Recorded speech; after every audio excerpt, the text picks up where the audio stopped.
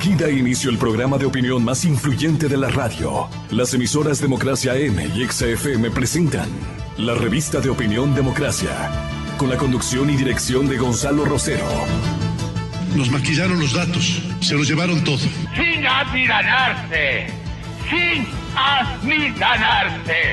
Este Ecuador amazónico, desde siempre y hasta siempre. ¡Viva la patria! Combatiremos la corrupción, la de ahora y la de ayer, y la que podría venir, la de dentro y la de afuera. La revista de opinión Democracia, los temas realmente relevantes, analizados con la visión crítica del periodismo libre.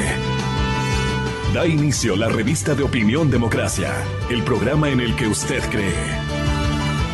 Comenzamos. Gonzalo Rosero, credibilidad incuestionable.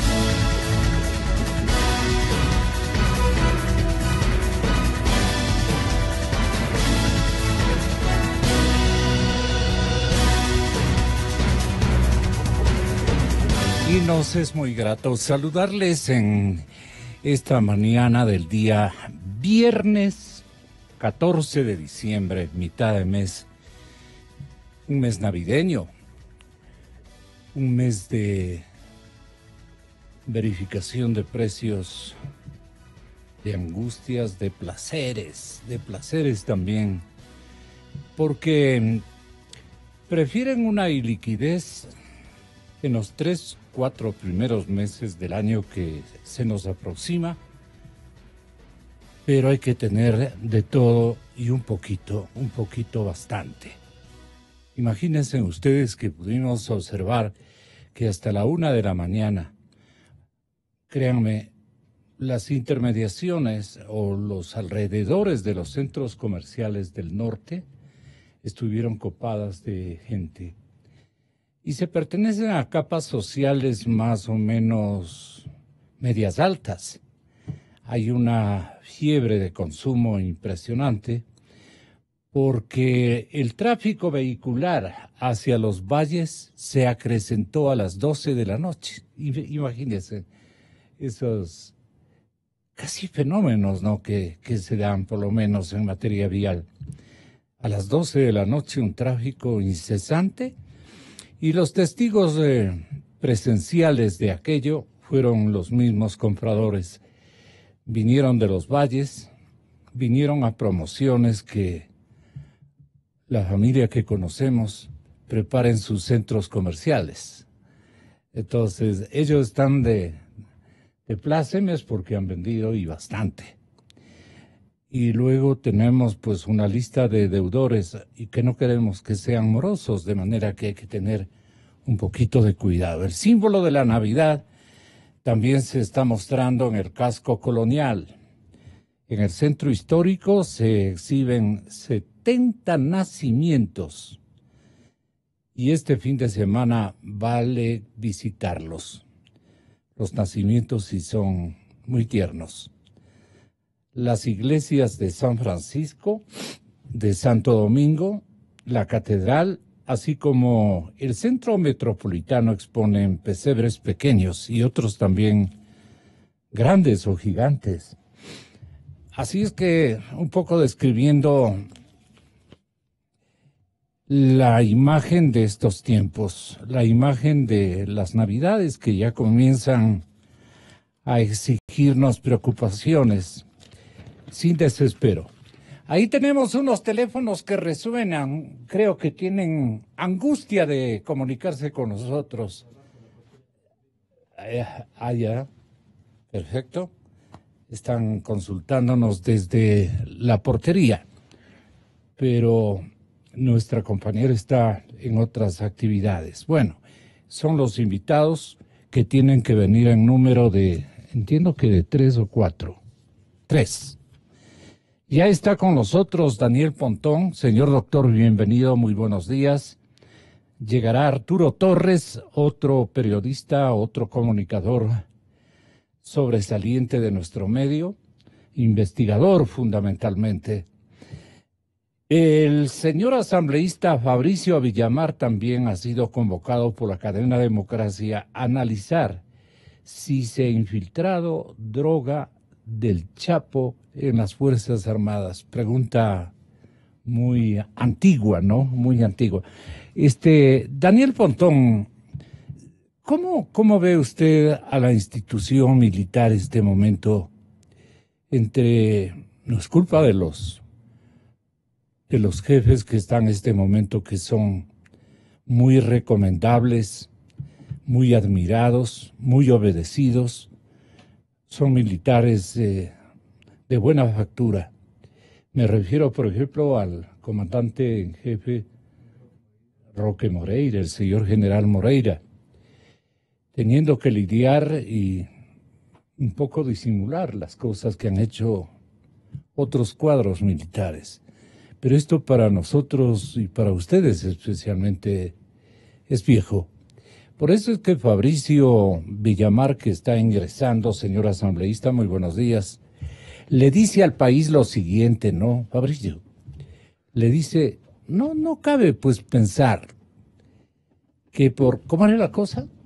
Buenos días, Gonzalo, amigos, amigas. Qué gusto, no, jamás. Qué gusto saludarles Bienvenido. y buen fin de semana a quienes tienen la gentileza de escucharnos. Cuando se conoce el caso, me surge a mí una pregunta que creo que es absolutamente lógica, que es que no podemos caer en la ingenuidad de pensar que solamente este señor estuvo implicado. Y que esto de que se tenga elementos en las Fuerzas Armadas que pueden estar comprometiendo al aparato de defensa del Ecuador, no necesariamente implica que es el cuerpo de defensa del Ecuador, sino que hay malos elementos, y en tanto esto desdice de la confianza que tienen los ecuatorianos. Se requiere una investigación profunda, se requiere poder transparentar qué es lo que ha estado sucediendo, porque nuevamente no podemos pensar que solamente fue una persona. Ahí existieron algunos responsables y creo que el Ecuador se merece la verdad para poder seguir confiando en esto. Yo quiero decirle del señor ministro de Defensa, yo tengo el mejor de los criterios, pero creo que ese criterio debe estar sustentado en las acciones que el ministro lleve adelante, y parte de esto es que si es que hay responsables, que el ministro nos cuente exactamente quiénes fueron y qué es lo que sucedió. ¿Usted cree que lograremos establecer, y tal vez la pregunta la comparta con Daniel Pontón, doctor, que hay que averiguar a la institución militar y a sus altos jefes, que no tienen culpabilidades manifiestas, pero tienen responsabilidades adquiridas? Ellos no pueden pasar por alto una indagación adecuada. ¿En dónde hay que averiguar? ¿En los cuarteles? ¿En el Ministerio de la Defensa? ¿En las movidas? Ellos tienen una inteligencia militar propia que parece ha estado de un tiempo atrás descuidada de conectarse con la vida íntima, si cabe el término, de sus propios jefes militares, de su propia cúpula militar.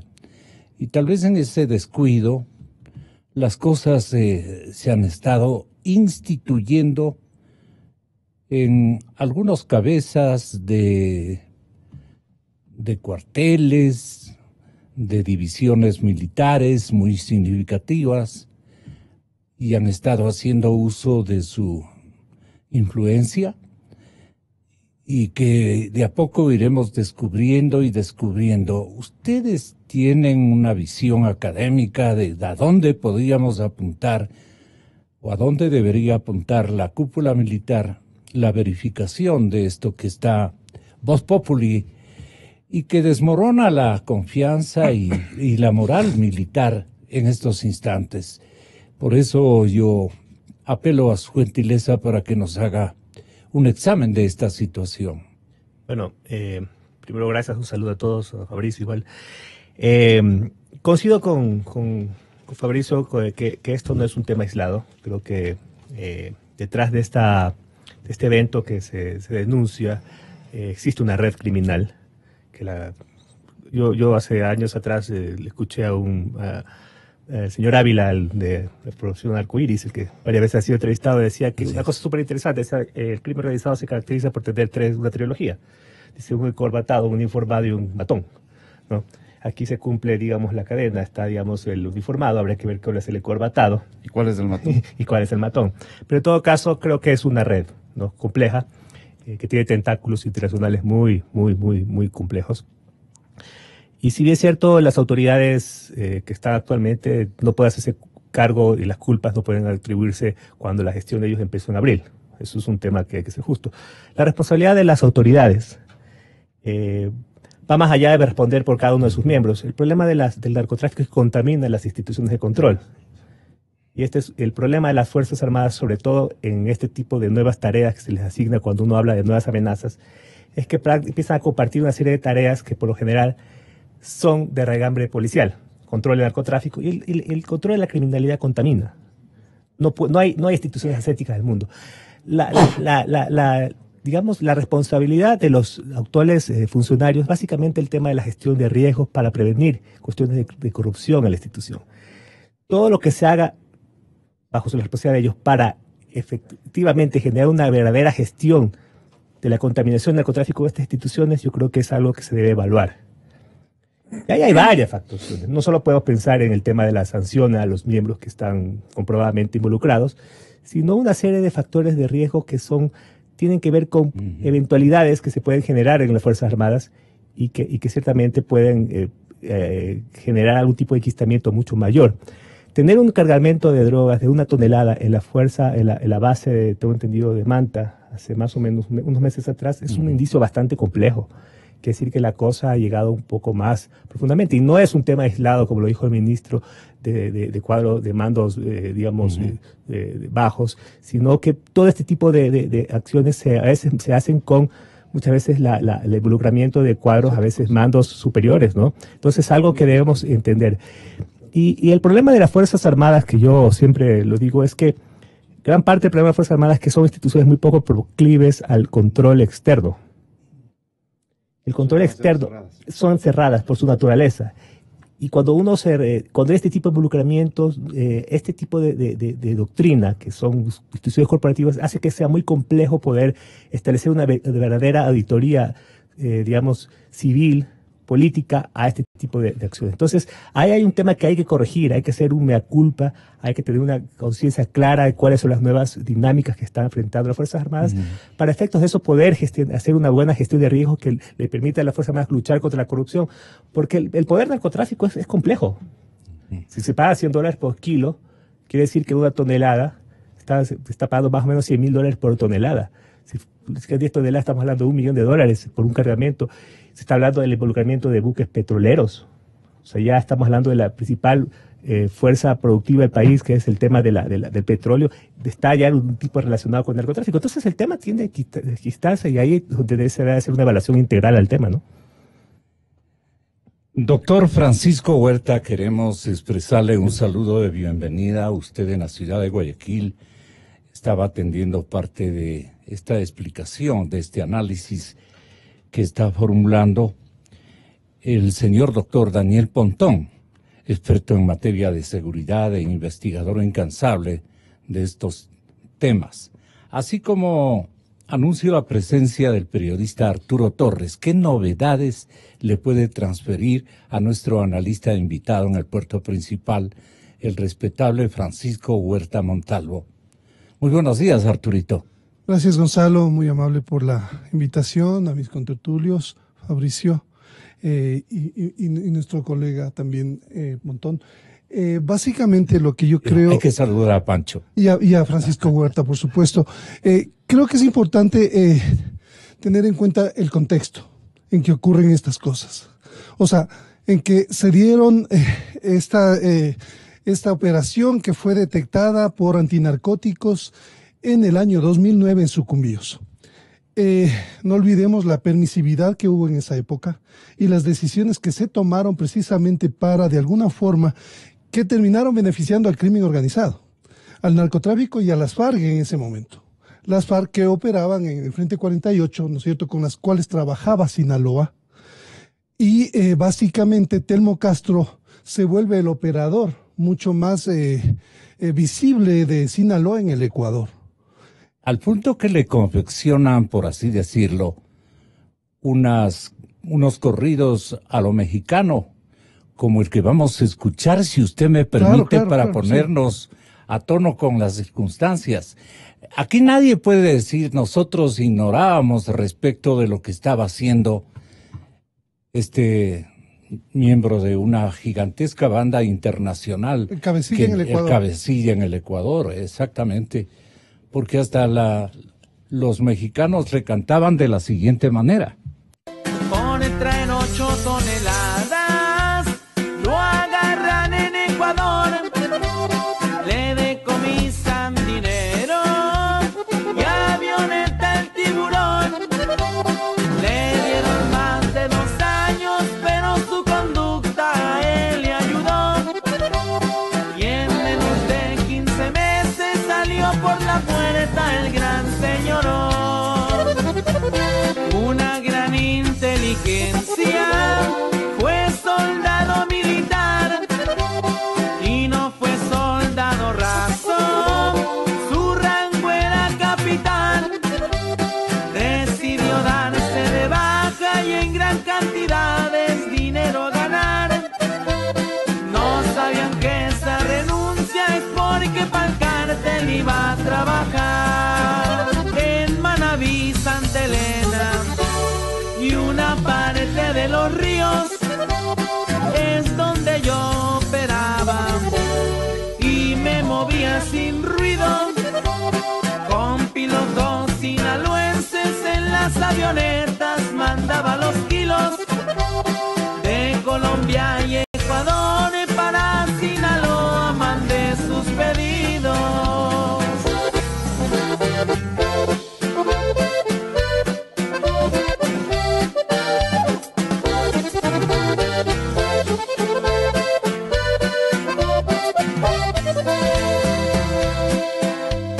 Con camiones del gobierno es con lo que trabajamos, la droga y el dinero pasan bien camuflajeados, bien portado el uniforme para que retenes nos brinden el paso y nos revisen maletas que vienen repletas de polvo blanco. Bien seguro en el trabajo, una gente de confianza, el Guadaña y el 300 le cuidan muy bien la espalda, están a lo que les diga, pues gente muy fina es la que lo respalda, están dispuestos a todo, le brincan al toro, le sobran agallas. De nuevo cayó el gobierno, nos volvieron a agarrar, pero no por mucho tiempo, la fiera van a encerrar. Mi nombre es Telmo Castro, me apodan el Capi, pues fui capitán. Soy socio del licenciado y del chaparrito don Joaquín Guzmán.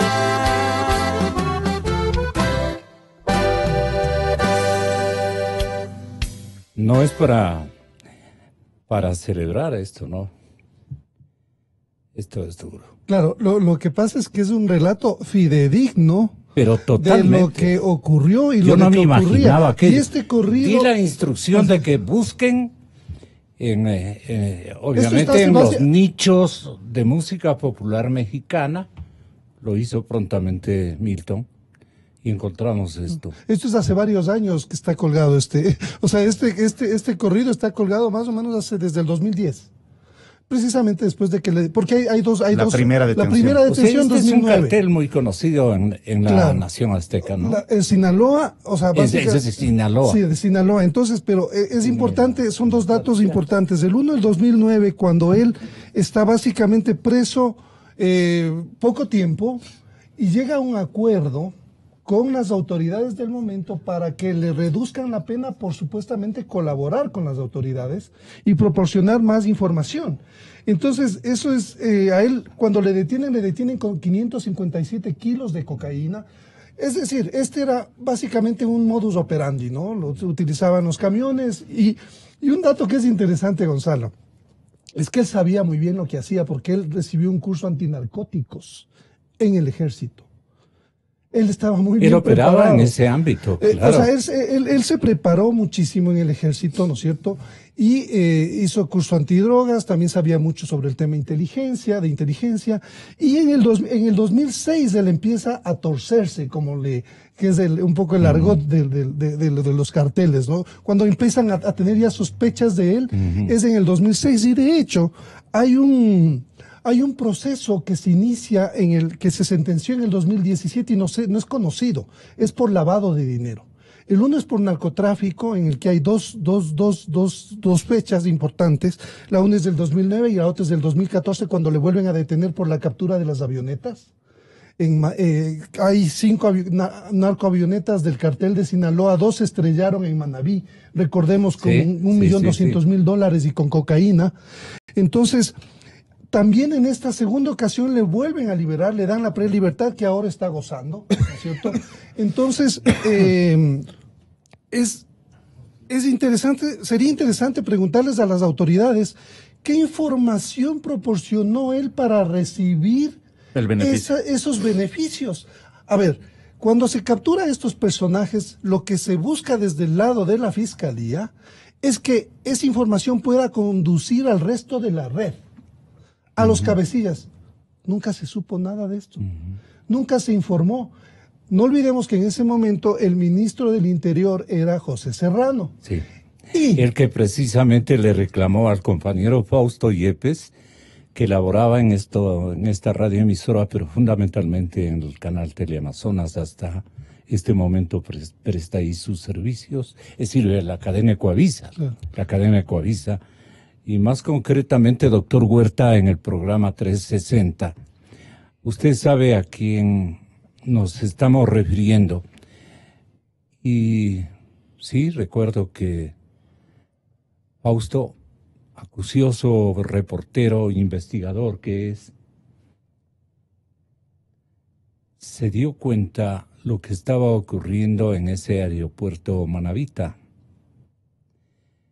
Y en la pista nos comunicábamos frecuentemente y nos desarrollaba pequeños reportes de que allí habían unos avioncitos hechos para el efecto, que ya eran muy populares especialmente en Sinaloa, porque iban a parar allá, ¿no?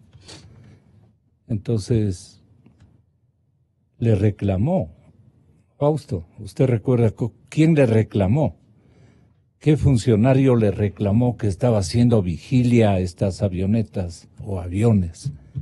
No sé cómo se llaman en el argot. Pero, doctor Huerta, esto en definitiva no es un asunto de antier. Esto me parece que inteligencia militar debió haber bordado, establecido y conocido hace mucho rato. Y por eso es que el legislador Fabricio Villamar ayer le paró al país, le suspendió el facilismo con que querían breve tramitar la cosa y olvidarse en el Parlamento ecuatoriano, porque ahí está la raíz, pues. Ahí está la raíz y en unas fotos que están saliendo también, pues. Esto es gravísimo, doctor Huerta. Como con usted comenzó mi lucha en este sentido, yo quiero que ahora hagamos un inventario y tratemos de unir, fusionar las cosas con gran objetividad, como usted acostumbra, pero con gran valentía, como acostumbramos todos a hacerlo por el bien de nuestra ética de país. Muy buenos días, doctor Huerta. Buenos días, Gonzalo y amigos contertulios. Realmente, cada día se pone más oscuro el panorama nacional y sin ser pesimista ni ave de mal agüero, Desgraciadamente se confirman viejas advertencias.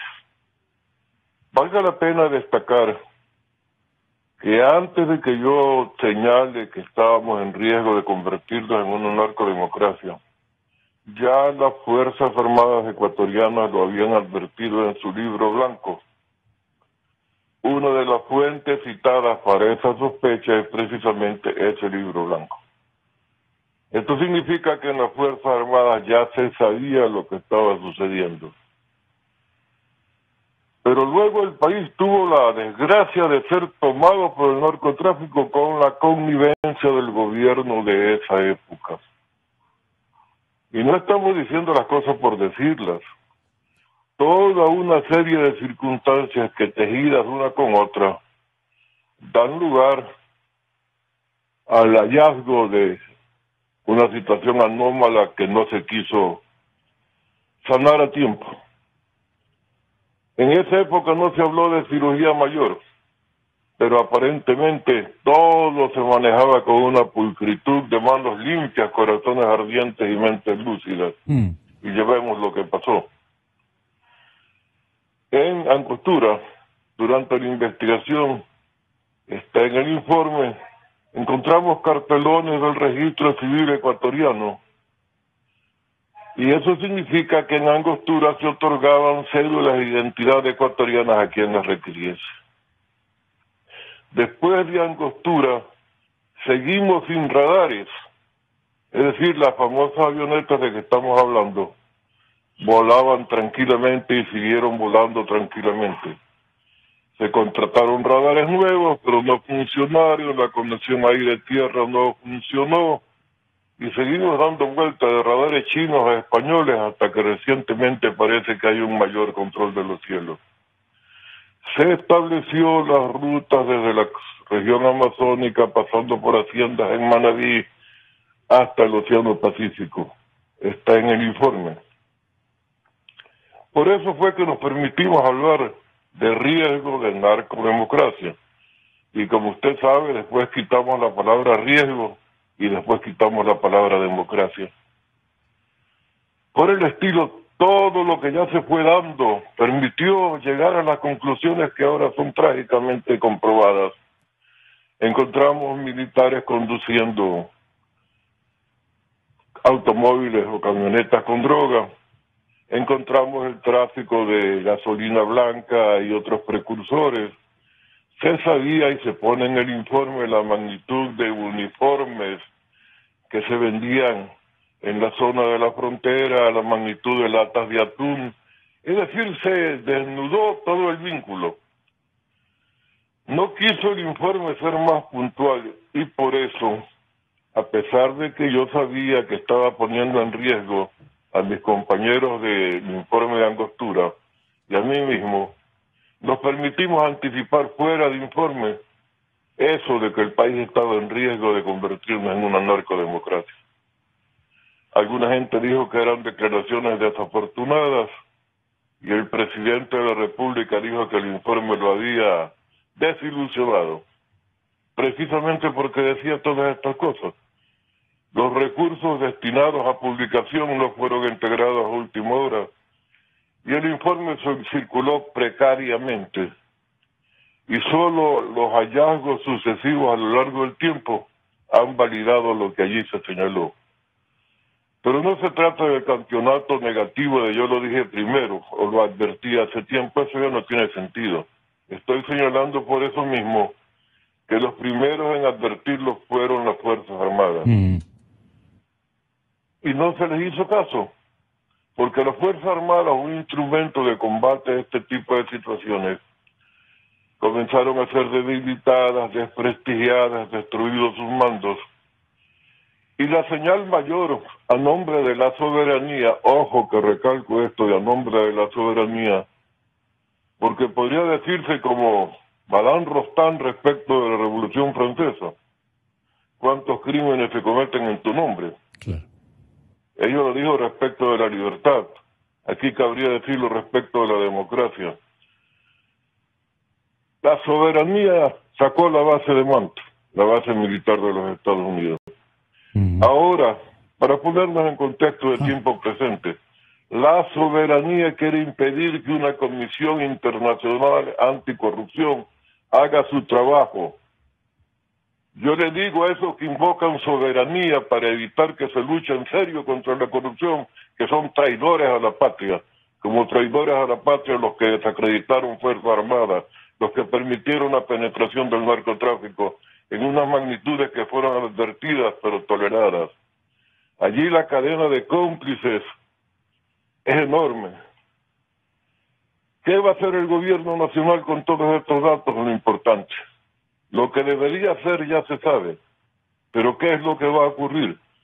¿En qué concluye este nuevo escándalo? No se trata ahora de rasgarnos las vestiduras, sino de reconocer al menos para tomar las medidas necesarias lo que está significando para una pequeña republiquita como la nuestra estar en la magnitud de este macro negocio criminal que ha conquistado países más grandes que nosotros y que ahora nos tiene solamente con la boca abierta porque se comprueba lo que ya se sabía.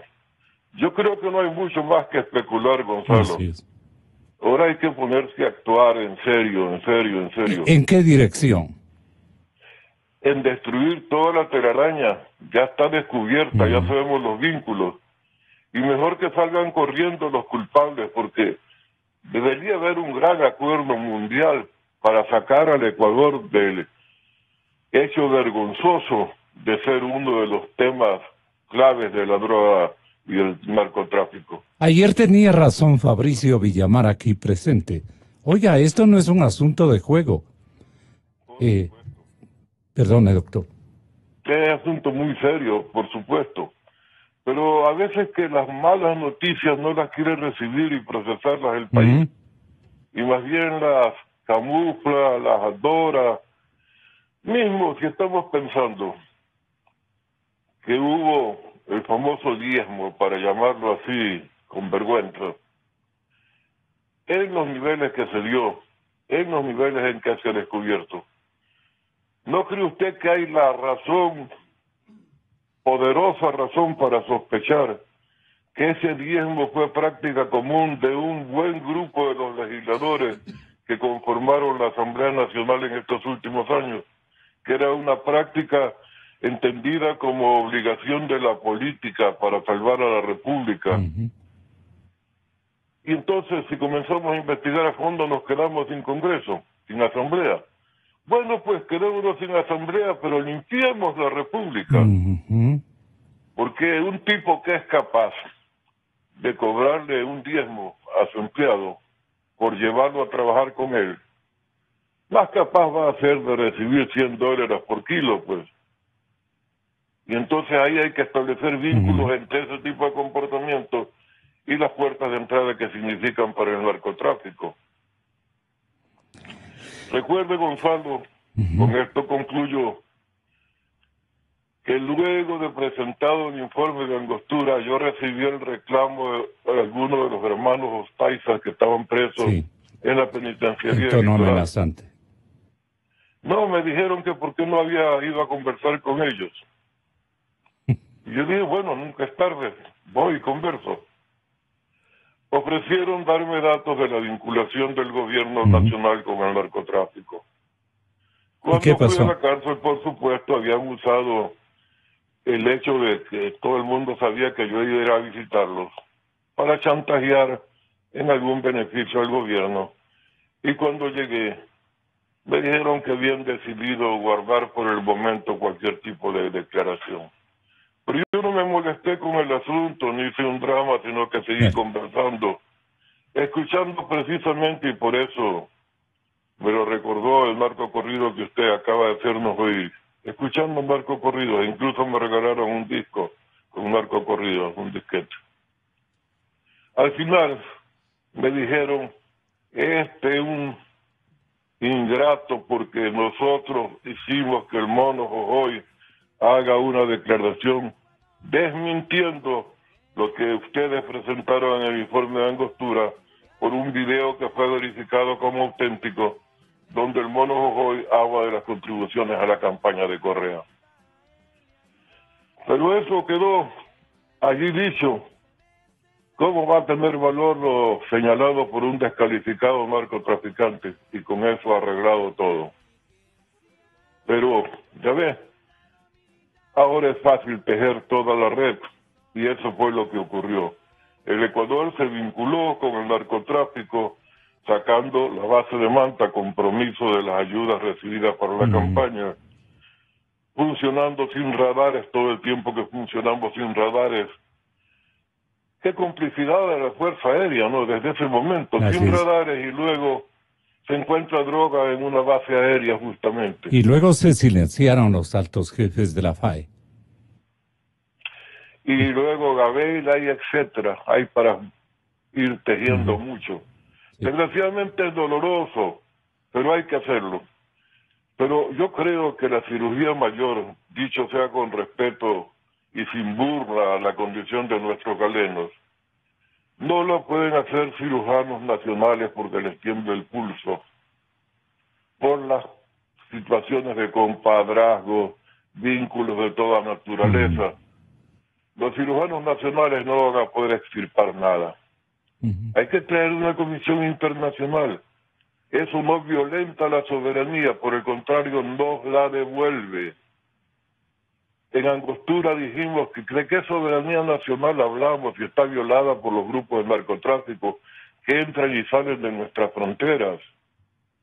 Allí estaba violándose la soberanía, pero se usó el nombre de la soberanía para sacar a la base de Manta. Ahora estamos en emergencia. ¿Pero qué pasó? Que se puso en la Constitución la imposibilidad de tener bases extranjeras cuando hay obligación de combatir una plaga mundial que debería tener apoyo internacional, claramente, sin que esto atente ninguna soberanía. Pero en ese estamos, Gonzalo. Yo creo que lo que hay que hacer es actuar. Así es, doctor. Nos llenamos de pena y de vergüenza. Pero, asimismo, su discurso valiente, su relación informativa de los tiempos que ya abarcan algunas décadas, no es de recién, nos vinculan mayormente en la admiración que le tenemos. Muchas gracias, doctor. Hasta siempre. Gracias, doctor Pancho Huerta. Quiero pedirle a usted, Daniel, ¿qué recuerda usted o qué le hace acuerdo de esta plática que telefónicamente arreglaban entre el capo y el capo de acá, o el intento de capo de acá? Vea cómo le vamos a hacer escuchar cómo se daban estas pláticas. A sus órdenes, mi amigo, gusto saludarlo. Aquí estamos aún siendo que esté al alcance. Vuelva a ponerlo porque la primera voz es del Chapo. Aquí está el Chapo. Miren ustedes cómo ordenaba y disponía. Investigación de la cadena Democracia. A sus órdenes, mi amigo, gusto saludarlo. Aquí estamos aún siendo que esté al alcance. Cuenta con el apoyo por acá, por esta parte. Gracias, amigo. Aquí estoy con su familiar, me comenta la situación y pues yo le he puesto todas las cartas sobre la mesa donde yo le puedo colaborar, en lo que le puedo colaborar, y pues le escucho. Oiga, me dice mi sobrino. Sí, señor. Que usted tiene 6 y que si se le pagan 2.5, usted pone esas 6 allá en Guaya, sí, en el punto, ¿no?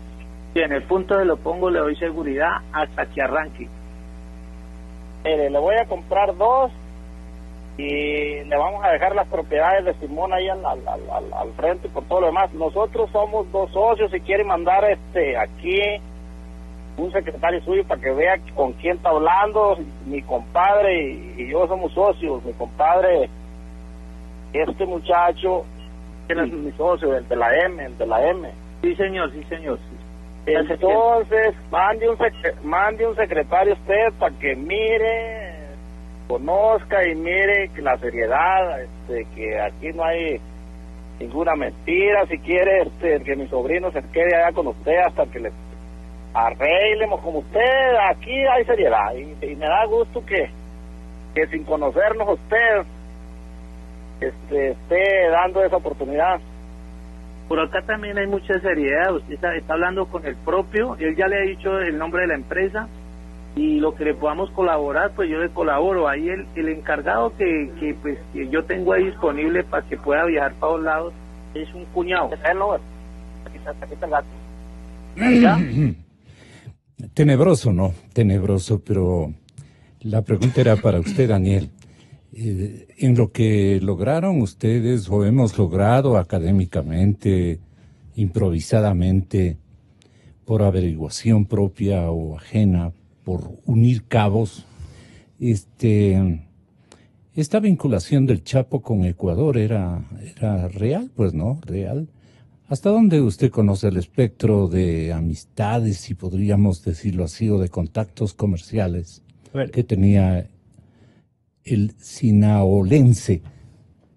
A ver, este tipo de información obviamente es una información que está, me imagino de una otra forma, puesta como evidencia de algún tipo de proceso judicial iniciado en algún país. No sé, creo que debe ser parte de la investigación que se le hace al Chapo. Pero en todo caso, académicamente lo que uno analiza son dinámicas, ¿no? Y eso se lo venía advirtiendo ya muchos años atrás. El narcotráfico, en el caso del Ecuador, sobre todo desde que se tomó la posta por parte de las redes criminales mexicanas frente a las colombianas en el manejo del narcotráfico, obviamente... Los mexicanos tomaron la posta. Claro, eso a partir de los años 2000 se empezó a hacer una especie de cambio, cambio sistemático, ¿no? Los mexicanos dejaron de tener grandes carteles, empezaron a tener cartelitos, y los mexicanos asumían el riesgo de poner la droga a Estados Unidos. Eso es donde mayor volumen de recursos genera. Claro. Sí, porque obviamente es lo más rentable del negocio. Pero eso implicaba que los mexicanos necesitaban tener una especie de necesidad de tener un control in situ de la provisión, ¿no? Los mexicanos se especializaron, y hay un poco de importancia también del auge de las FARC en el narconegocio, porque las FARC nunca fueron los dueños de las rutas. Las FARC lo que hacían era, en cierta parte, cobrar un impuesto a la cosecha, pero también empezaban a producir, pero ellos tenían que tener unos socios estratégicos, que eran los carteles mexicanos, y hasta ahorita son los dueños de las rutas del Pacífico. Y para ellos, el caso de los carteles mexicanos necesitaba una especie de emisarios que tenían que tener una presencia territorial. Es por eso que a partir de una década atrás empezó ya a tener una mayor presencia de personajes de nacionalidad mexicana en el Ecuador. Se incautaron avionetas, se cayeron avionetas, lanchas rápidas.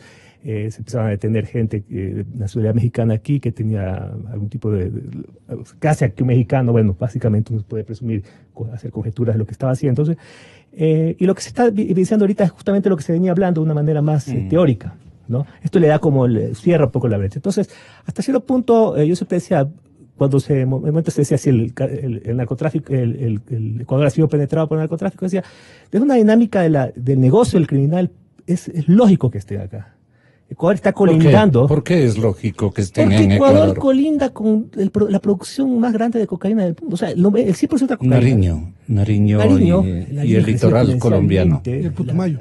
El Putumayo. Pero básicamente es Nariño. Sí. Ajá, sí, o sea, el crecimiento, si tú ves la estadística de las últimas décadas, el crecimiento de Nariño, sobre todo de Tumaco, es exponencial. Sí. Más del 300% de los cultivos. Solamente Tumaco tiene más cultivos Admite la institución militar colombiana 280.000 hectáreas. En general. Ayer nomás. En general. En ese solamente, sector. hasta donde tengo estadísticas, solamente Tumaco produce más del 15% de toda la coca. Son como 100.000 toneladas las que se producen, 100.000 hectáreas, perdón, las que se han sembrado. Entonces, usted tiene ahí un factor de riesgo enorme. Y obviamente ahí hay en Ecuador, voy a utilizar esa metáfora de la tormenta perfecta, se juntaron todos los factores, obviamente, con complicidades políticas. No le voy a descartar, porque yo no quiero decir que esto es una cuestión que solamente está vino por algún tipo de desgracia divina, sino que también hay cómplices que son instituciones, políticos, etcétera, que dejaron que este tema se instale, ¿no? ¿Y qué pasó con nuestra inteligencia militar, que la teníamos nosotros los periodistas un poquito arriesgados desde siempre? Le teníamos bastante temor, pues, ¿no? Porque sí perseguían a mucho civil. Pasó el tiempo y ya nos acostumbramos a nosotros ser proveedores de ellos, proveedores informativos de ellos. El audio que les presenté a consideración a la amable audiencia y a ustedes está en Europa, este audio, en el blog de País, El País, el periódico español. De ahí sacamos. Ahí encontramos este testimonio que lo pasamos, asambleísta confiable y valiente asambleísta Fabricio Villamar, tenga la bondad de ofrecernos un comentario de lo que estamos localizando indistintamente.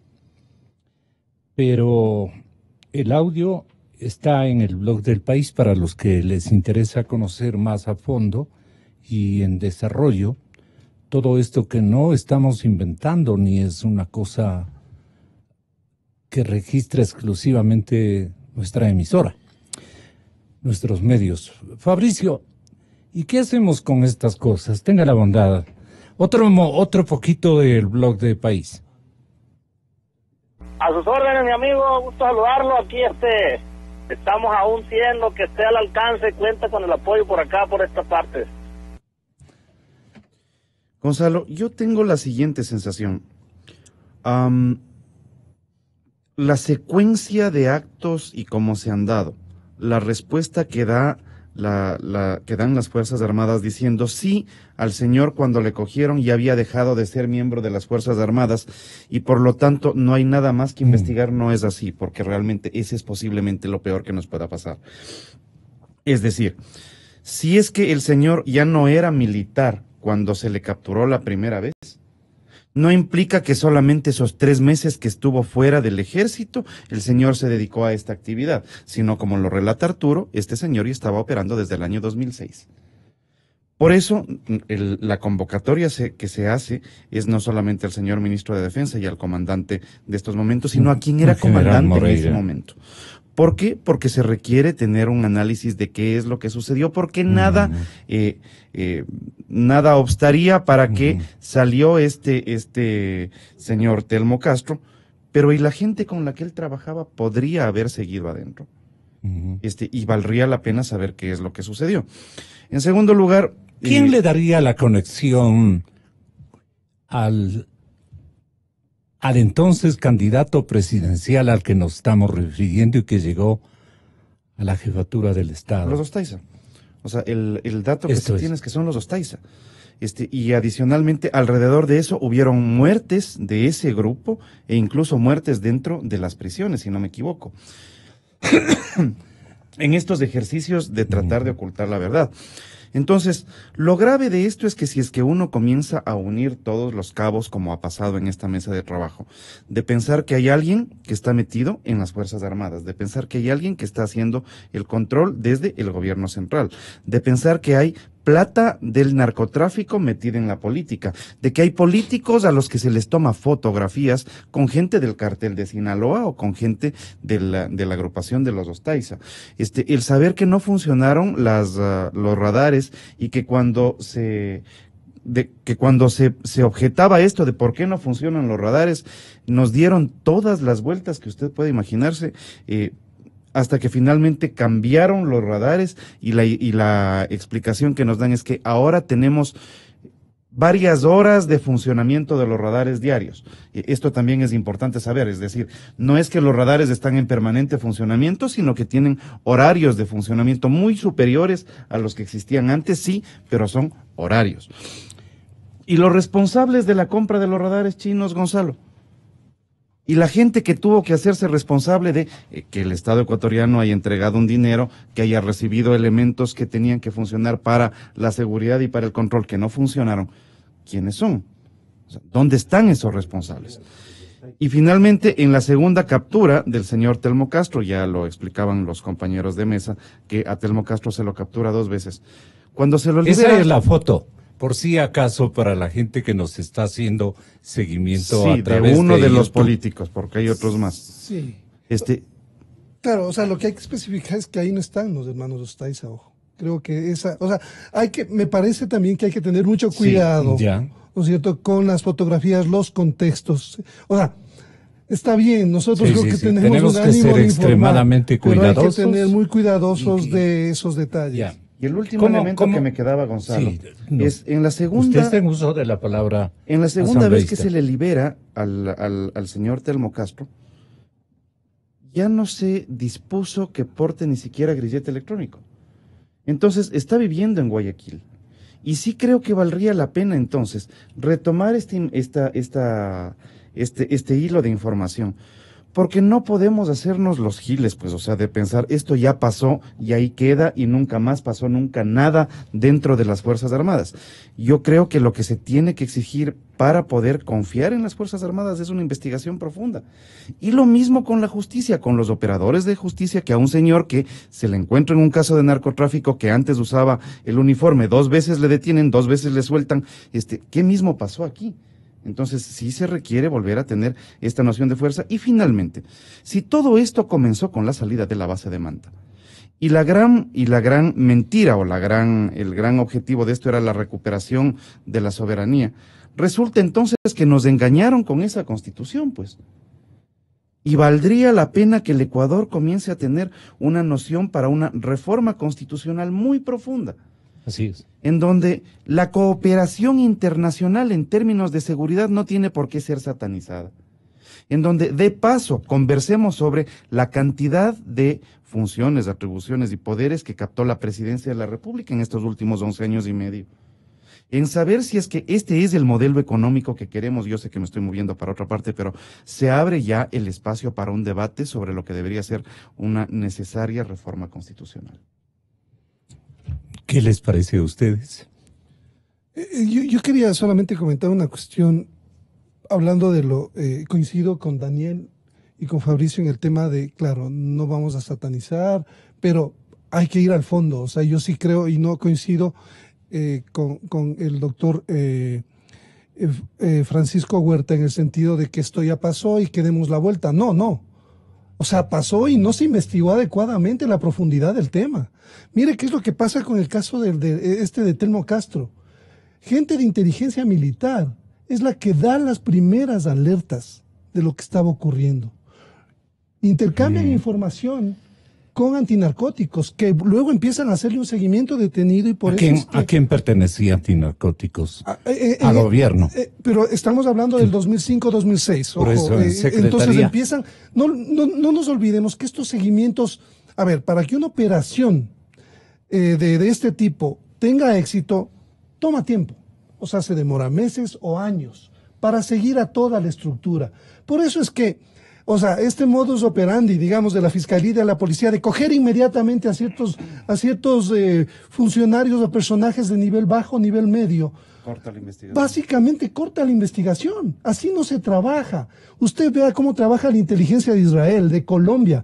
Ellos hacen seguimientos pormenorizados durante mucho tiempo para tocar a las estructuras y llegar a todo nivel, a las cabezas, pues obviamente, pero aquí no está ocurriendo así. Y ahí yo destaco una cosa, decía que esta información sí fue compartida por inteligencia militar. O sea, hay elementos, y por eso es que me parece que no es bueno generalizar, en Fuerzas Armadas, en Policía, que hacen bien su trabajo, como en la Asamblea, como en todos los ámbitos del país, pero lastimosamente no estamos haciendo institucionalidad cuando vemos que la Fiscalía no enlaza las investigaciones y no da con todas las conexiones de las redes. Algo está ocurriendo ahí. En los enlaces entre Fuerzas Armadas, Policía y Fiscalía están fallando los procedimientos. Entonces, me parece que sí es importante eso porque hay un temor generalizado entre los oficiales que hacen inteligencia, por ejemplo.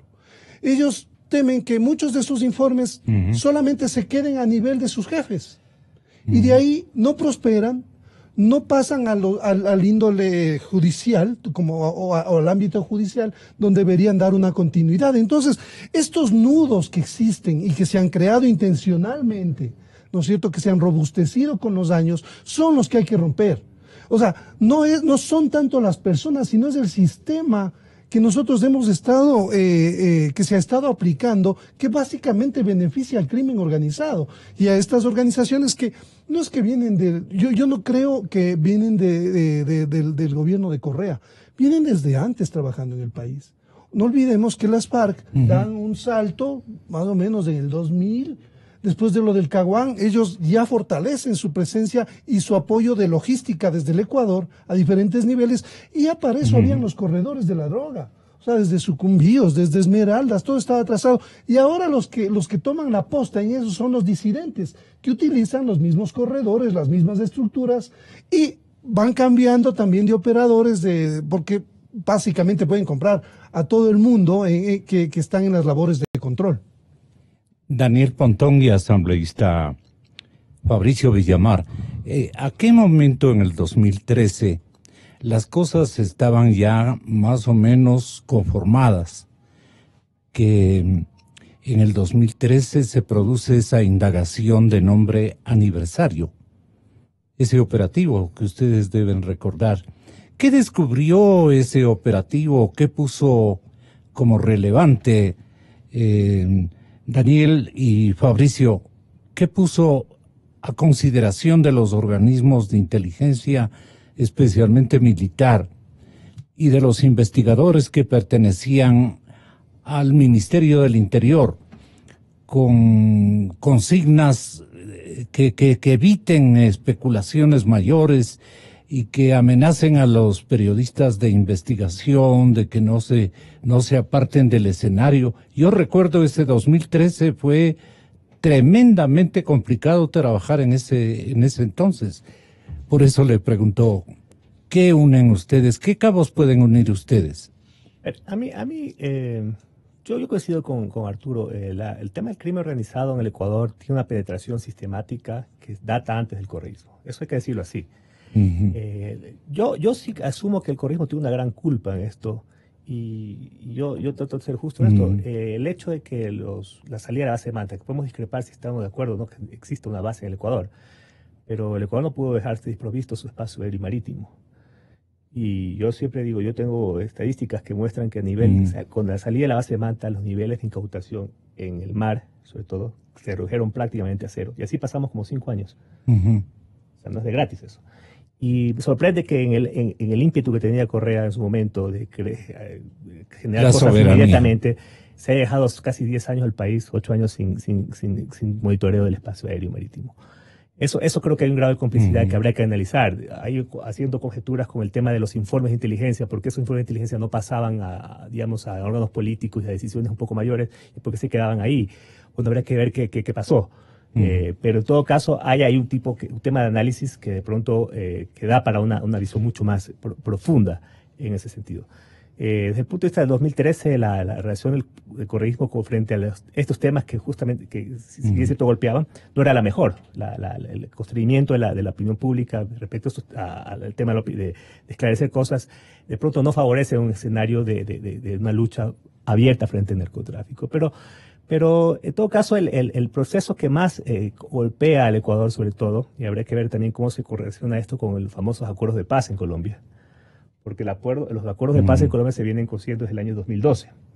El acuerdo de paz lo que le trajo a Colombia es un crecimiento exponencial de los cultivos de coca, sobre todo en la parte de Nariño, sobre todo en la parte de Tumaco, y ahí es donde empieza a complejizarse un escenario, se complejiza este escenario, y Ecuador entra en una dinámica, digamos, de anomia frente a lo que está pasando. Entonces, habrá que indagar cuáles son las razones políticas que estuvieron ahí.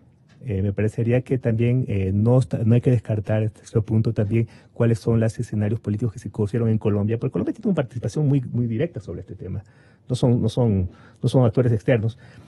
Y ver qué elementos a futuro podemos generar al caso del país. Yo no discrepo también con el doctor Huerta respecto a los escenarios tan negativos, ¿no? Yo creo que Ecuador tiene que afrontar las cosas de una manera real, pero también viendo la cuestión de una cuestión mucho más proactiva. Es necesario empezar a cortar las redes del narcotráfico de una manera integral, ¿no? Sin porque decir que todo está negativo es bajar los brazos y básicamente eso a nivel de las instituciones genera efectos perniciosos, ¿no? ¿Es lo que trató usted de reanimar en el Parlamento, Fabricio? Básicamente la necesidad de que la Asamblea haga lo que tiene que hacer. ¿Qué tiene que hacer? Es que en principio se necesita... Dele un guión a la señora presidenta, si es tan amable. Es que ni siquiera llegará donde la presidenta de la Asamblea, Gonzalo, porque el planteamiento es que estos temas deben canalizarse en las comisiones respectivas. Y no se trata de incomodarle al señor... Pero ese es el pretexto. No, Gonzalo, es como funciona la Asamblea, es decir, la única forma de que esto llegue más allá es que comience en la comisión respectiva, que es la Comisión de Seguridad, la Comisión de Soberanía, que venga el ministro, que vengan las personas y nos expliquen qué es lo que está sucediendo. Otra cosa que sí la planteé y que me parece que es absolutamente necesaria es que esta información no tiene por qué ser reservada. Porque como es algo que pasó hace 10 años, que nos expliquen quiénes fueron los responsables y que se lo ponga cara a cara al Ecuador con la verdad. Ahora, si es que esta investigación continúa y si es que están buscando cabos sueltos y que esto requiere algún nivel de sigilo, completamente de acuerdo.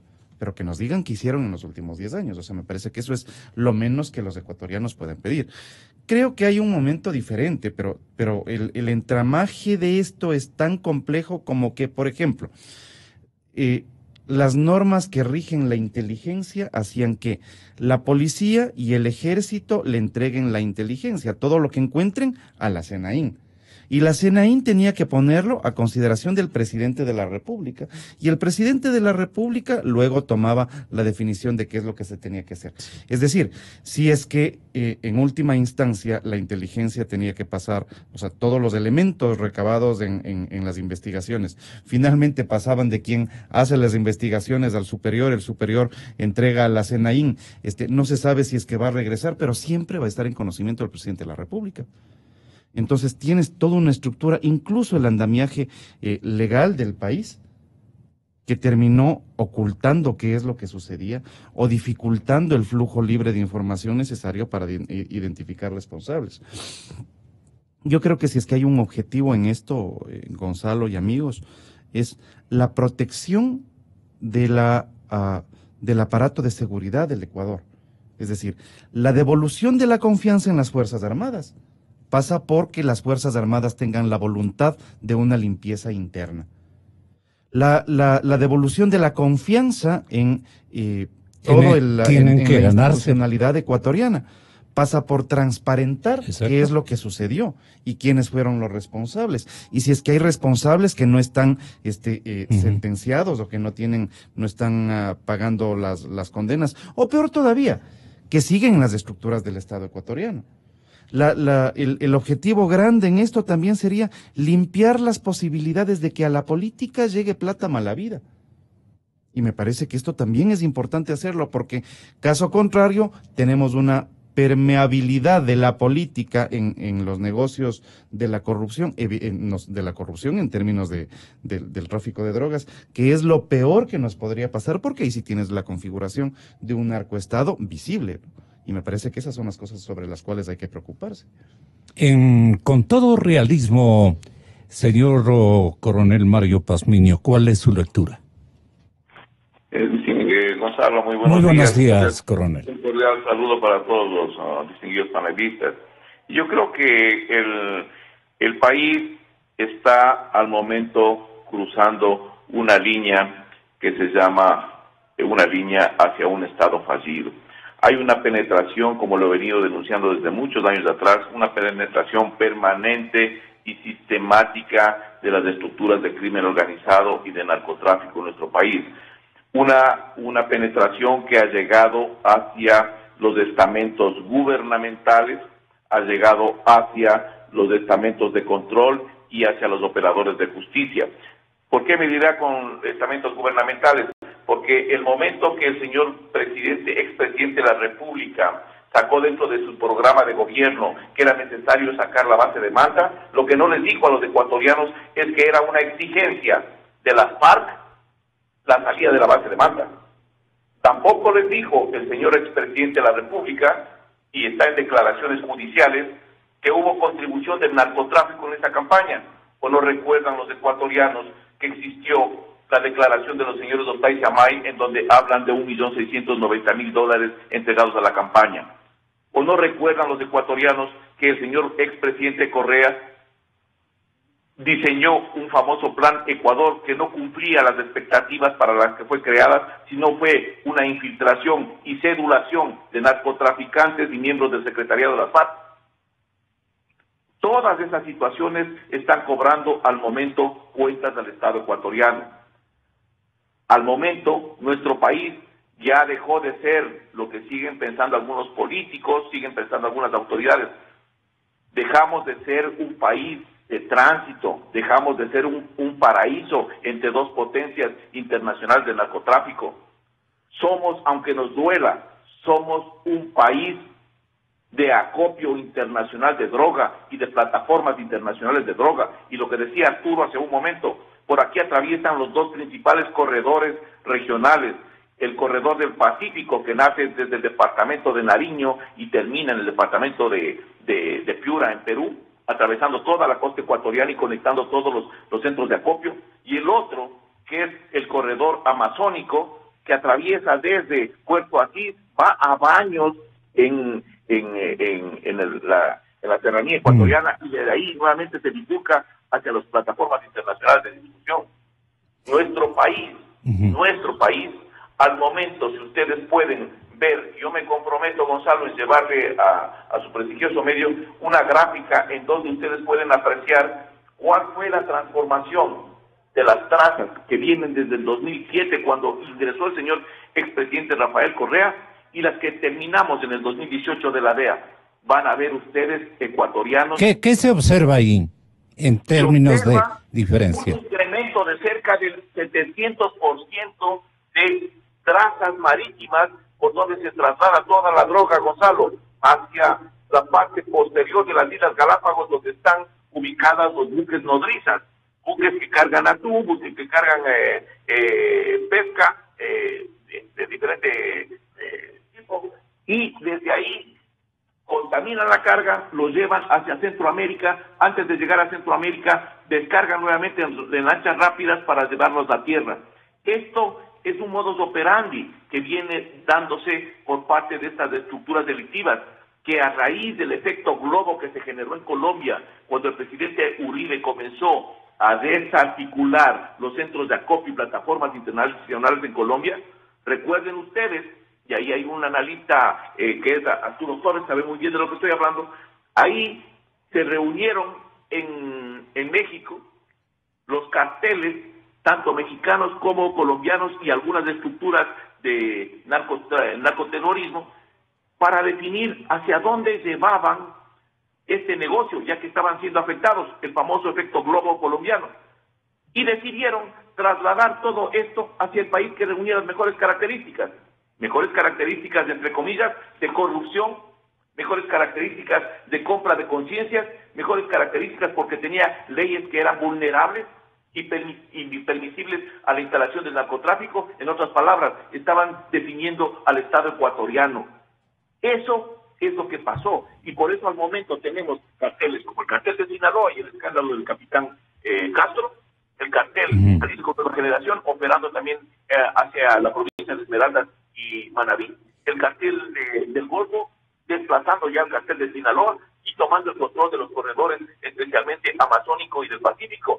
Esta es una realidad con la que tendremos que vivir, y por eso yo me refiero a que el Ecuador, nuestro país, su país, el país de todos los ecuatorianos, estamos al momento traspasando esa línea indivisible que se llama de un Estado normal a un Estado fallido. Desde el estamento informativo de Coavisa se hace presente, por nuestra sugerencia, con un recuerdo, con un reporte que viene a la memoria de él, el periodista Hernán Higuera del programa 360 a este momento, pero que él pertenece a la división informativa de esta gran cadena informativa e investigadora. Tenga la bondad, Hernán, buenos días. Gonzalo, muy buenos días, y buenos días a toda la audiencia. Y pues escuchando todos los análisis y la información que se posee en torno a este tema sobre la lamentable situación que atraviesan hoy los miembros de Fuerzas Armadas, hagamos una separación de los buenos elementos que seguramente se sentirán indignados como el resto de ciudadanos por todo lo que nos estamos enterando. Ya lo habíamos dicho en algún momento, Gonzalo y oyentes de esta cadena informativa, era una cuestión de tiempo para darnos cuenta de lo que estaba pasando en el país. De repente empezamos a enterarnos noticias de la gran cantidad de toneladas y el supuesto aumento de toda esta cantidad de droga que pasaba por nuestro país. Y bueno, ahora vamos entendiendo algunas cosas, ¿no? Pero a mí lo que me llama la atención, Gonzalo, es que no solamente en el ejército está enquistado el tema del narcotráfico. El programa Visión 360 hace 3 semanas, a través de una investigación de la colega Carolina Mela, reveló cómo en el puerto de Manta, como en Manabí, se entregaban matrículas de forma irregular en DIRNEA, una institución que maneja la Armada Nacional y que entregaba a pescadores matrículas para que puedan salir a alta mar, matrículas que supuestamente se obtenían después de cumplir una gran serie de requisitos, pero en este caso no los cumplían ninguno. Cursos en España que jamás hicieron, documentos que debían acreditar ante entidades militares como la Armada para poder obtener un título de capitán. Y lo que más curioso resulta es que el famoso narcotraficante Gerald, que logró sacar 250 toneladas de droga por alta mar, tenía también un permiso de esos entregados por la Armada Nacional y por entidades públicas que en algún momento tuvieron su responsabilidad en este tipo de cosas. Durante varios días y a través de redes sociales, el programa está pidiendo y solicitando a Fuerzas Armadas y a la Armada concretamente que dé respuestas sobre quiénes eran los responsables. El programa se ha enterado que son 300 licencias irregulares, lo tenemos documentadamente, pero se piensa que son muchos más los pescadores que pagaban $5,000 para obtener estos permisos irregulares y poderse vincular al tema del narcotráfico. Eso, ¿cómo se hacía? ¿Quiénes lo hacían?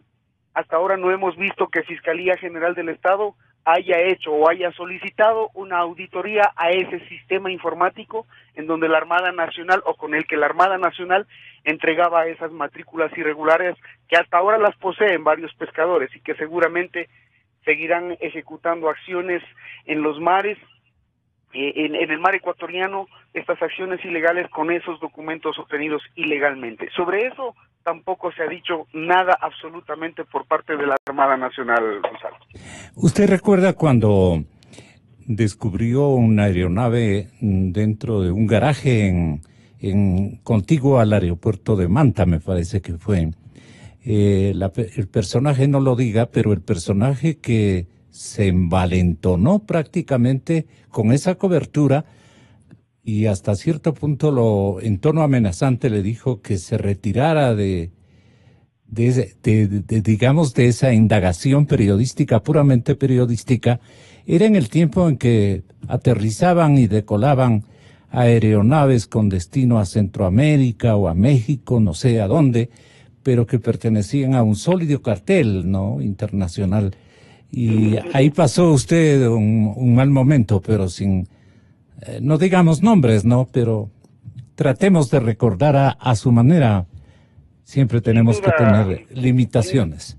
Sin duda, Gonzalo, la ciudadanía es testiga a través del trabajo que hacemos de todas las situaciones que hemos reportado frente a este tema, que como bien decían los analistas y los panelistas en su programa, ha sido sistemático y progresivo. Hemos visto cómo de a poco los puertos y aeropuertos se han venido convirtiendo en los escenarios principales para la salida de la droga.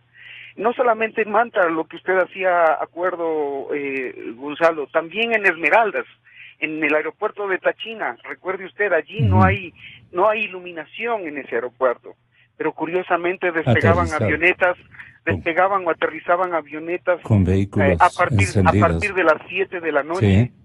A partir de las 7 de la noche, y nadie en la Dirección de Aviación Civil hasta hoy ha sabido dar explicación de cómo es que hacían eso y por qué vuelos eran. Personal del aeropuerto que no estaba de acuerdo con esas actividades reportaba a los periodistas lo que estaba sucediendo y nosotros lo reportamos a su momento a la ciudadanía. Así es lo que se manejaba. ¿Quién manejaba todo esto? Recuerdo también ahora el tema del cuadre de las cifras de la droga incautada y la droga quemada. ¿Recuerdan ustedes esas cifras? La droga que se incautaba por un lado no era la misma que se quemaba. ¿A dónde iba el resto de droga incautada? Esa es una gran pregunta que todavía los periodistas tenemos por resolver. Gracias por su bondad. Voy con mis invitados en el estudio. Les corresponde a ustedes hacernos un resumen y plantear inquietudes que queden fijadas para una respuesta a los que tengamos que preguntar, averiguar y hasta exigir explicaciones. Daniel Pontón, si es tan amable. Doctor. Lo que estamos remitiéndonos a hechos que 10 años atrás son graves. De pronto es necesario... ¿Los de ahora no son mucho más graves? Creo que tenemos que focalizarnos mucho más en el contexto actual, porque si hay algo que el narcotráfico tiene como particularidad es que muta. La mutación de las dinámicas criminales son muy dinámicas. Muy inventivas incluso. Muy inventivas, por supuesto. O sea, por ejemplo, el tema de la industria pesquera, que se sabía hace varios años atrás. Ahorita estamos hablando ya de participación de buques petroleros. O sea, tema ya que me queda la pregunta. Pemex estamos hablando. Claro, estamos hablando que ya pues hay otro tipo de nivel de infiltración, pues el petróleo tiene otra característica. Y a mí siempre me logra, yo siempre digo que en el narcotráfico, a partir de la presidencia de este señor Gerald, se creó una nueva dinastía de narcotraficantes en el Ecuador. Y esa dinastía a mí es lo que porque siempre Ecuador tuvo una presencia en el tema del narcotráfico como país de tránsito, país de acopio, que de pronto hay algunas diferencias, pero en todo caso sigue siendo un país de tránsito desde el punto de vista, digamos, geopolítico. Pero no tuvo grandes carteles. De cierta manera, hace años me acuerdo que se hizo una investigación en las cárceles en acá en Ecuador y los entrevistaba a ciertos personajes, decían, los ecuatorianos son malos narcotraficantes. Tenían redes, digamos, marginales. Los que controlaban eran grupos colombianos, tenían el grueso del negocio. Pero a partir de este señor Lleras se creó ya una generación de traficantes de nacionalidad ecuatoriana, digamos, empresarios de este gran negocio, que instalaron un know-how.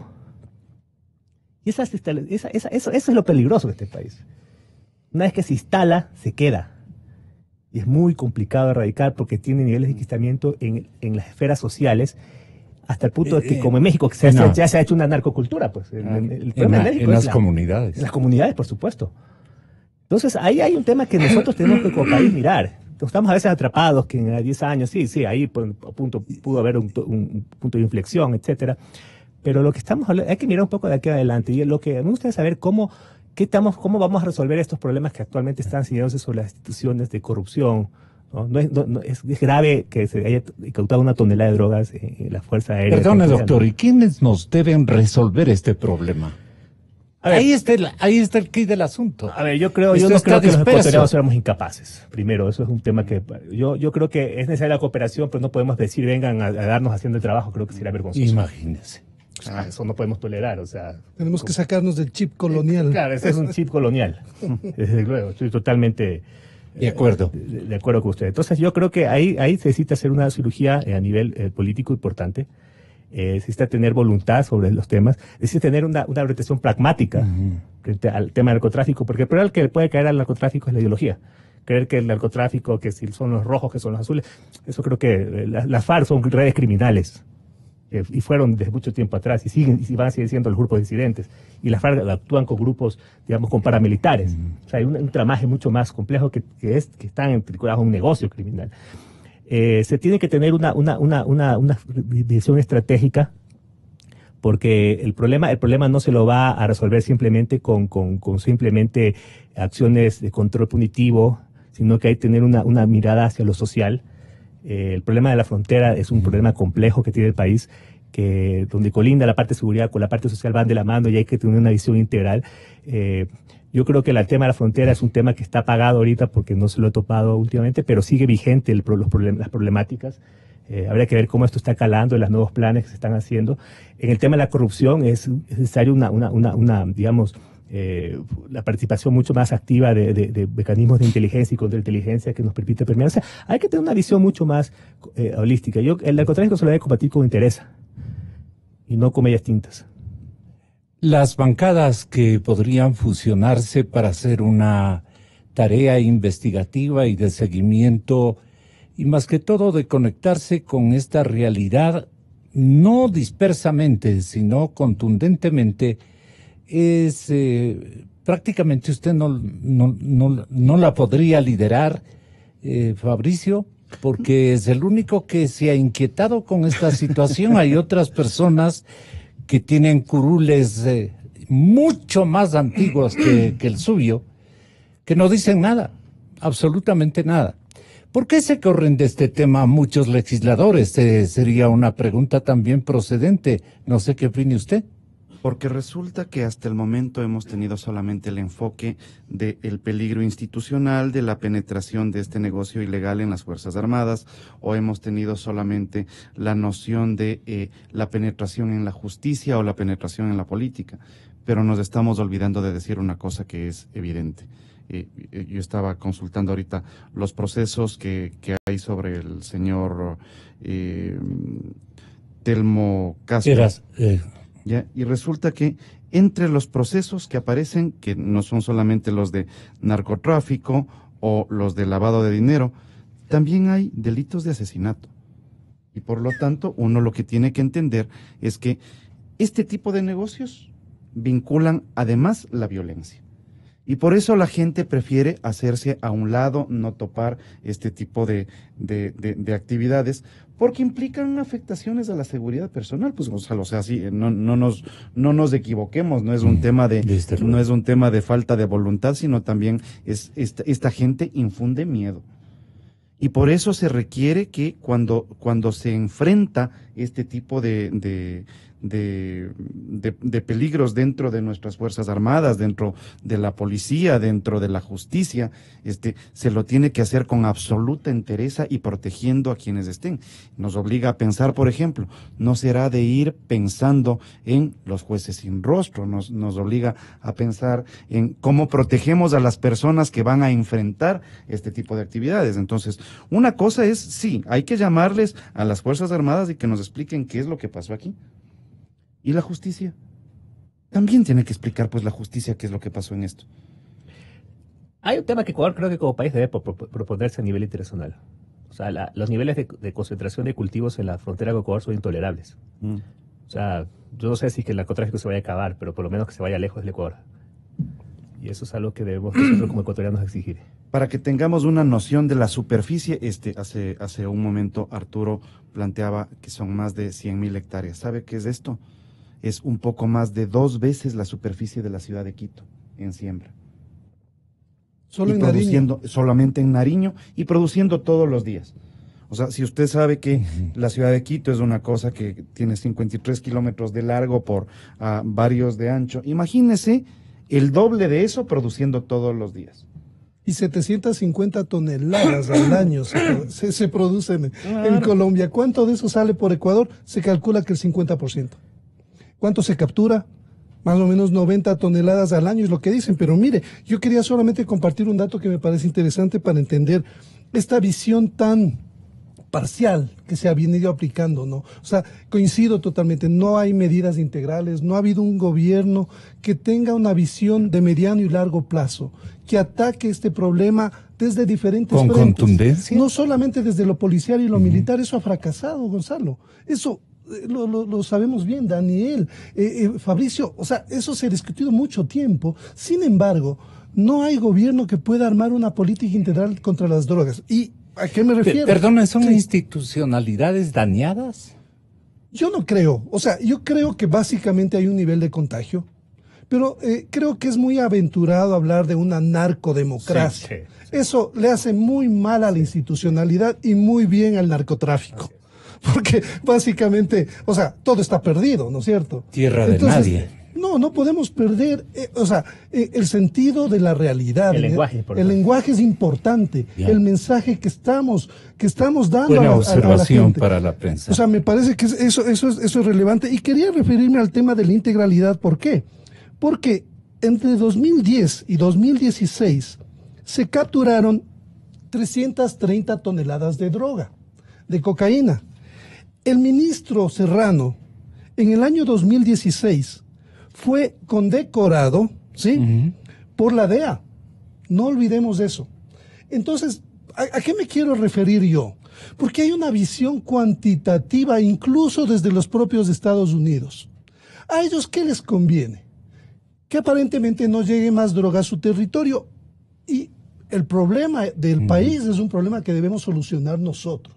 O sea, todos los fenómenos conexos al narcotráfico, sicariato, trata de personas, minería ilegal, en fin, eso es una cuestión que a nosotros nos debemos nosotros profundizar. Está terminando el programa. Pero entonces, básicamente, yo me refería a esto, ¿por qué? Porque solamente el gobierno se ha enfocado en el tema cuantitativo. Más cantidad de droga incautada es más eficiente, pero eso es un error. Está circulando más droga, básicamente, Gonzalo. O sea, se sabe por datos de Naciones Unidas que solamente el 10% de la cocaína es la que se incauta. Y el resto, eso nos da una idea de cuánta droga está circulando en el país. Nos quedamos muy preocupados. Muchas gracias, Arturo. Muchas gracias. Señor doctor y asambleísta, usted tiene una obligación por la confiabilidad que goza de parte de la población ecuatoriana. Fabricio, usted tiene una importante misión. No sé cómo lo vaya a hacer, pero está en su obligación. Muchas gracias por haber estado aquí. Ha sido una buena oportunidad, excelente oportunidad para poner en actualidad las cosas que están en este momento comentándose con gran preocupación en la sociedad ecuatoriana. Bueno, ahora nos vamos a preocupar de las deudas del Seguro Social por derivaciones y medicamentos para pacientes con cáncer. El drama de la población afectada por situaciones que tienen que ver con la oncología, por ausencia de un apoyo estatal, por ausencia de una ubicación dentro de el escenario de soluciones. Van a acompañarnos Marco Morales, exdirector del IES, Patricia Borja, experta en temas de seguridad social, y Jorge Ceballos Jacome a través de la línea telefónica. Vamos a molestarle en cuestión de instantes, doctor, para que como presidente de Solca, núcleo de Quito, tenga la bondad de explicar a la población acongojada, preocupada tremendamente por lo que quieren hacernos, dicen. Llegan al enunciado fatal de decir, quieren terminar con nosotros, sin medicamentos, sin asistencia de otrora esta gran institución que la descompuso el de siempre. Solca no tiene en este momento los medios adecuados y está con un débito terrible en la amplia zona y espectro de hospitales y casas de salud de todo el país, especialmente en la ciudad de Quito y creo que también en la ciudad de Guayaquil. De esto vamos a hablar porque tenemos que estar del lado de nuestros familiares, amigos y nobles compatriotas que están en este momento hasta por ese lado atormentados frente a una incertidumbre de provisión, de medicación y de profesionales y tantas cosas que requiere una persona que ha caído en el cáncer, que nos puede pasar a todos y que estamos en obligación, señoras y señores, de darle una vuelta a esta situación. Todo puede faltar, menos medicamentos para nuestra población que se encuentra afectada de cáncer, a lo que sea. Es el drama de las familias y de los pacientes.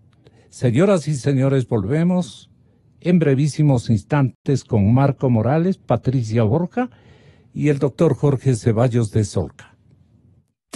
Gonzalo Rosero,